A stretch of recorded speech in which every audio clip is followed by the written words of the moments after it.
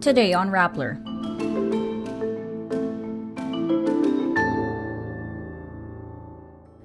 Glitches plague the first day of SIM registration in the Philippines. The death toll from Christmas Day rains in the southern Philippines rises to 13.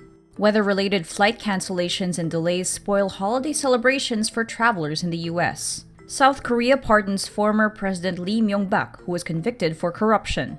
South Korea scrambles jets to intercept North Korean drones in its airspace. The exodus from YG Entertainment continues for members of influential boy band BIGBANG. And Disney Asia Pacific loads up on Asian content. Philippine telecommunication companies experience glitches for the registration of SIM cards. This comes as a new law requiring Filipinos to link their information with their mobile number takes effect Tuesday, December 27. In an interview with radio station DZBB, Globe executive Yoli Crisantos says the Telcos registration portal was taken down temporarily to fix verification issues. Telcos require users to submit a valid government ID along with personal information to register their SIM cards. Meanwhile, Smart Communications advised users Tuesday morning they may face difficulty with registration due to a high number of users on its site. In line with the new law, the Department of Information and Communications Technology, or DICT, announces the launch of a complaint center for SIM registration issues. The DICT says the first 15 days starting December 27 will be considered a test period. The death toll from Christmas Day rains in the southern Philippines rises to 13 as of Tuesday, December 27. The search is still on for 23 more people as floods started to recede. Most of the deaths are caused by drowning from flash floods after 2 days of heavy rain, disrupting Christmas celebrations and forcing more than 45,000 people to take shelter in evacuation centers. There was no tropical storm, but a shear line, which is an area where warm and cold winds meet, causes rain clouds to form in Mindanao. In the United States, weather-related flight cancellations and delays over the holiday weekend dragged on through Monday, December 26.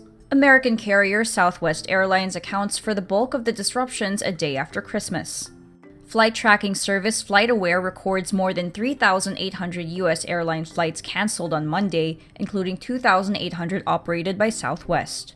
An Arctic blast coupled with a massive winter storm took shape over the American Midwest and swept over much of the U.S. in the lead-up to the Christmas holiday weekend.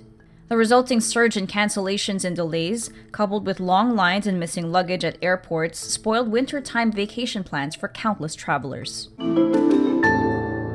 South Korean President Yoon Suk-yeol grants a special pardon to former President Lee Myung-bak. The 81-year-old Lee was convicted of corruption and other charges in 2018.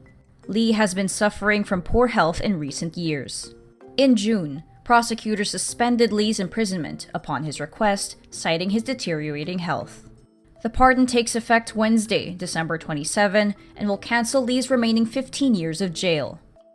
Lee is the fourth former South Korean president to be jailed. His successor, Park Geun-hye, was imprisoned in connection with a corruption scandal that ended her presidency in 2017. She was pardoned by former President Moon Jae-in late 2021 after nearly 5 years in prison.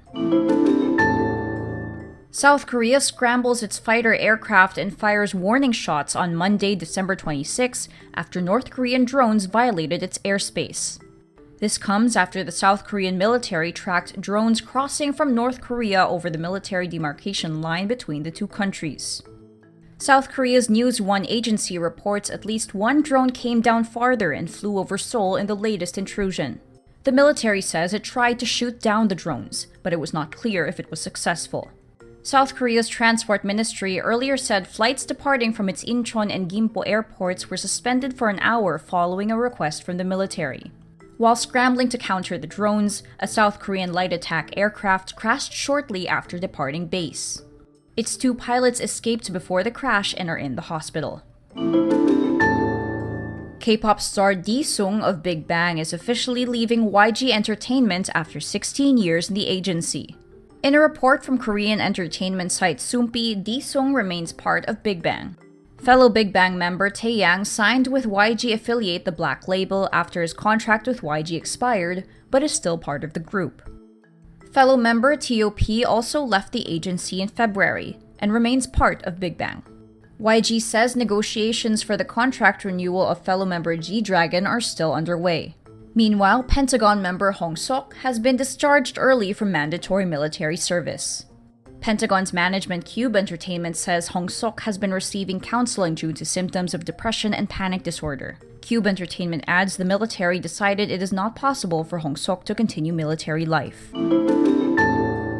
Disney Asia Pacific reveals its plans to increase more Asian content for 2023. Luke Kang of Disney Asia Pacific says streaming service Disney Plus will be home to more content such as Japanese anime, South Korean dramas, and Indonesian rom-coms and horror series to showcase creative excellence that can shine on the world stage.